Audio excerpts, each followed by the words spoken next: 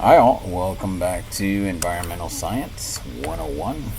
And to continue the ecology talk, we're going to talk today about population range and kind of the dynamics. So often ecologists, environmental science want to know, remember, ecology is the study of how organisms interact within their environment. So often we want to know, well, what's their range? How much land or how much water can they occupy?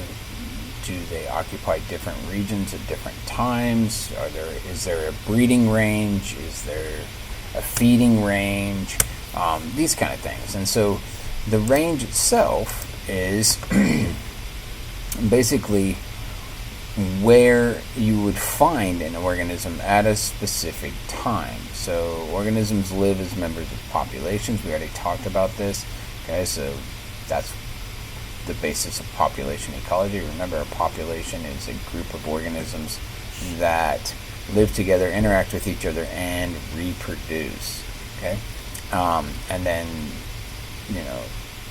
groups of individuals that occur together at one place or time is normally what we're talking about when we're talking about a range. Okay, so 5 particular aspects from a population's perspective. Okay? And we'll talk about all 5. So this is what we normally call population dynamics. Like how do we describe what's happening in a population? So we're interested again in the population's range. So maybe they're found worldwide, okay, like humans. Or maybe they're only found in one environment, like the devil's hole pupfish that we've talked about before. Population distribution, like how are they distributed? Are they patchy? Are they evenly distributed? Do they occur only around a certain food source? Is there competition? These kind of things. What's their size? Okay, we can get at size by using an equation for growth over time, and we'll talk about that. So size and growth are often linked together because populations are rarely a single size for very long, right? You're going to have births and deaths that are happening within a population. So either the population is decreasing or increasing, or sometimes they are stable when birth and death rates equal, then sometimes they're stable. And then density. Density is based on size and the area at which they occupy. So how many individuals you pack in a single spot. Okay? And so to look at range, let's look at some of these organisms like that are often talked about when we talk about the range. Most species are limited in geographic ranges. Okay? Maybe not limited to the point of, these species that are shown, like the northern white rhino, the Catalina Island mahogany tree. This only occurs on the Catalina Islands, or single spot, like the Lua Hawaiian bird, only single Hawaiian island or a couple Hawaiian islands. We've talked about the devil's hole pupfish, a single spot in the desert. Okay, New Guinea tree kangaroo, which only occurs in New Guinea. Lots of organisms that are highly endangered occur in single isolated places. Okay? But most organisms, most species still have a limited geographical range. And when we talk about organisms in general, we talk about organisms being adapted to their environment. And so often if you're looking at organisms that live on islands, they're well adapted to island life, but because they occupy a single island, maybe that organism is very different than other organisms that occur on nearby islands. And so they can evolve very fast and change.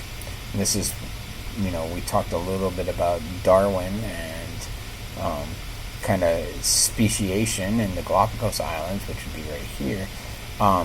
But and Darwin's finches and how they are different from each other, and that difference is just adaptations to a new environment. An island doesn't have to be in the essence of, sticking out and surrounded by water. Like, devil's hole pupfish can be considered to live on an island.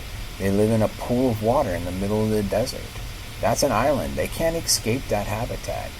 And so often when we talk about species that occur in single regions, maybe they're on an island of forested habitat. Maybe they're in an island of water in the desert. Maybe they only occur on one mountaintop. So islands don't have to be surrounded, by water in the sense, the marine sense of island. It can also be an isolated region on a terrestrial landscape. Okay, and we'll come back and we'll look at some examples of that. So population ranges, a couple key components of them. They're not static. Okay, they change throughout time. They will always change throughout time. Is it possible for over a long period of time for water to reconnect devil's hole pupfish, so the devil's hole pupfish is not in a single spot? Sure, absolutely. Over a long period of time, it is possible for a river to develop over a long period of time and connect that back to another water body.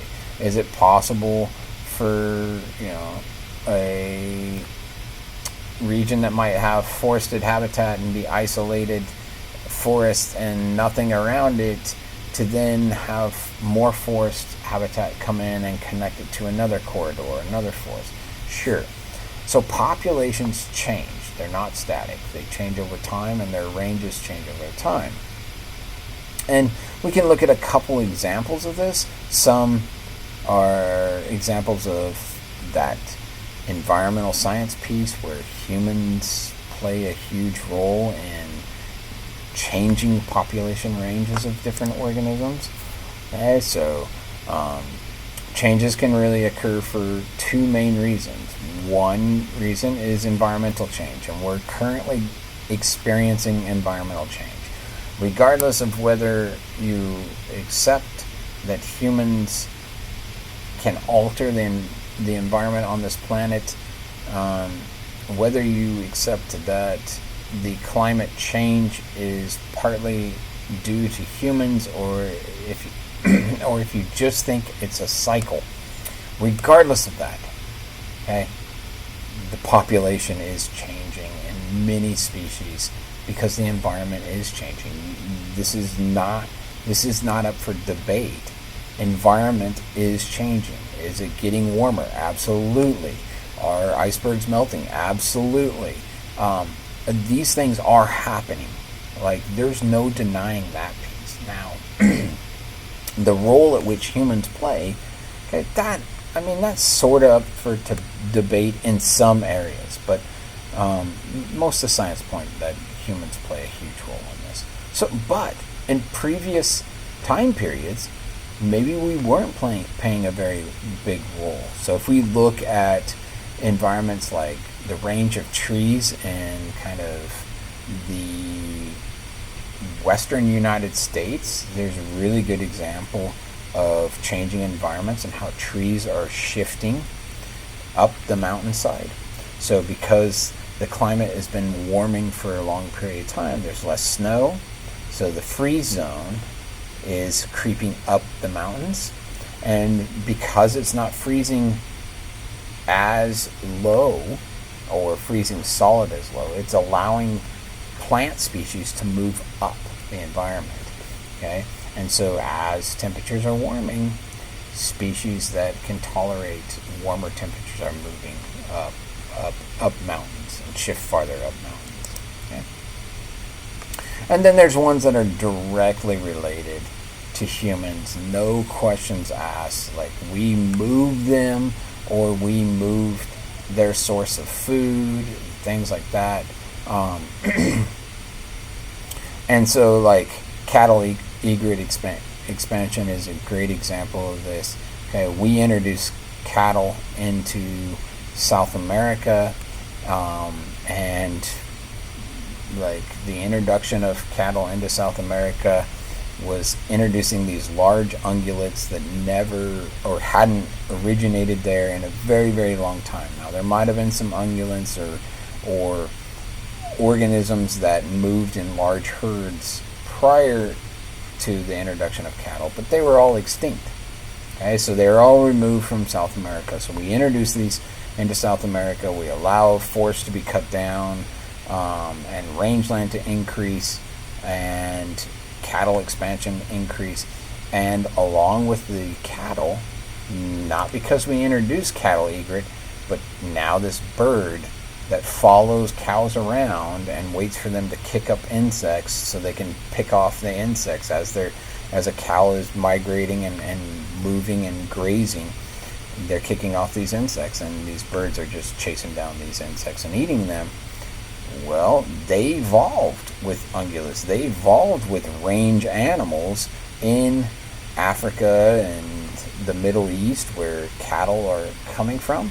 So they evolved there, and when we remove them and we move them to South America, the egret goes with them.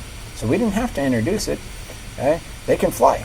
And so the habitat changed and became more suitable, and they can occupy the area. So we can look at two examples of this. So if we look at about 15,000 years ago, before humans got into North America, or about the time that humans, so this is a debate on when humans made it into North America. There's some debate that says about 15,000 years ago there was a land bridge and they probably traveled across it. Other debates suggest that it was closer to about 11,000 years ago, 12,000 years ago, give or take a few thousand years. So regardless of that, it's not enough time for us to have changed the climate in the region. So this wasn't human really induced change for the first, 10,000, maybe quite a bit more years than that. Wasn't really human induced from that perspective. But now what we're starting to see is based on changing environment, human induced in some cases, maybe not in other cases, the alpine tundra is decreasing. Okay, so the amount of snow or amount of region where there's permafrost, a region where you cannot grow, a plant cannot get a foothold, can't live because it never thaws. That's decreasing on a lot of the Rocky Mountains and even the Cascade Mountains. That amount is decreasing. Allows for the spruce and fir forests to creep up. Okay, and that's what they've been doing. They're creeping up elevations, okay? Which allows for mixed forests to creep up, which allows for woodlands to creep up. But then behind it, you have plant communities that can tolerate aridity or tolerate less freezing, less water, etc., because this is indicating that there's less water in the system. And so you start to see grassland, chaparral, desert scrub start creeping up the mountain also. And in every case, it's not completely replacing the vegetation type before them, but it's truncating them. It's making them smaller. Okay. Now, if we look at cattle egrets, again, cattle egrets are native to Africa region, okay, where they evolved to follow ungulates, big animals that occur in herds and move across the landscape. And like I said, they tend to follow them, and they pick insects up when these organisms are kicking up these insects. Well, we introduced cattle in the early 1900s to South America, and when we did so, it didn't take very long. 1937 is when we first see a cattle egret pop up. I think it was the early 1900s, maybe even the late 1800s, when the first cattle were really started ranching and we started cutting down forests and increasing grazing land for cattle. But it didn't take very long for them to get established, and everywhere cows went, cattle egrets went. Now, that doesn't mean that we didn't have cows in the United States until 1970. They were already there, but it didn't take long for the cattle egret to move between cow populations and find that the habitat was good, so they started creeping and moving, and they eventually made it in to the United States in different regions in the 1960s, and now they're established everywhere. Actually, in fact, you can see this bird often if you're in eastern Washington or in the Midwest, anywhere where there's lots of cows. Nebraska, where there's large cattle establishments, and they are allowed to graze big areas, you'll see cattle egrets. The Dakotas, cattle egrets all over the place. So this is just a way at which they can expand, or a way the organism expands due to another organism's actions. Okay. Population distribution. Okay, so where or would you find the organisms? How are they distributed in an ecosystem?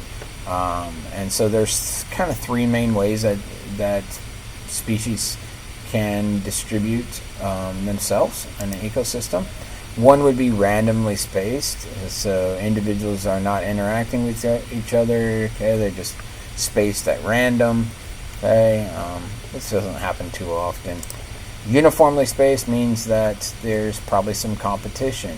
Okay, so if you've ever looked into marine habitat, and you might see, oh look, there's a fish nest here, and then you move 5-10 feet over on the reef, and there's a fish nest there, and you move 5-10 feet, and there's a fish nest there. That means that they're competing for resources. So they're uniformly spaced. Okay, so there might be, in some cases, an exact amount. Depends on the species and how much competition there are. In other cases, it might just mean that they're spaced a decent amount from each other, so they reduce that competition. This can be so precise that you can measure in some things, like nesting birds. You can measure between their nests, and it is exactly the distance between their nests is exactly the length of their neck, so they can't reach, or like maybe a few centimeters longer than their neck, so they can't reach over and peck on the other bird. And so it can be extremely precise. In other cases, it's kind of a rough estimate. And then you got clumped kind of spacing. And clump spacing, typically this occurs around some type of resource that is limited. And so you see this a lot in desert habitats. The only place you're going to find trees with leaves are where there's water. And so like those kind of things. Same thing like in marine habitats. Where are you going to find organisms that need sunlight to photosynthesize? Well, you're going to find them in regions where the sunlight can penetrate. So you're going to find them in regions where the water is shallow, and those organisms can live there. Along with that, maybe you have fish that are dependent on coral in order to lay their eggs, and so they're clumped. They only occur in certain species of coral are around. So you have all kinds of ways at which species can be clumped or uniformly spaced, etc.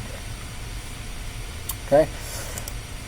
The last one I want to talk about for right now is population growth, and we're just going to kind of introduce it, and then I'll talk about it a lot more. But population's growth is extremely important for environmental science, for ecologists, to know what's happening to that population. Is that population increasing in size? Is that population decreasing in size? And kind of why? Why are the populations changing, the numbers changing? Okay? So there are several properties, two of which is really important for kind of management, and that is population size. So how many individuals are there in the population? Okay, that's important. And then population density. Probably a little bit more important than size is the density, like how many individuals do you have in a given area? And in some cases, these two numbers, like the population density, can be the same for organisms that have really small sizes. For example, if we talked about population density of, say, Siberian tigers, and compare that to something like wildebeest, we might actually have a population density that's the same between these two organisms. Even though there's millions of this organism, and there might be a few thousand, if that, of this organism. But because the amount of area on the planet that this organism occupies is so small, its density could be the same as the amount of area on the planet that this organism occupies.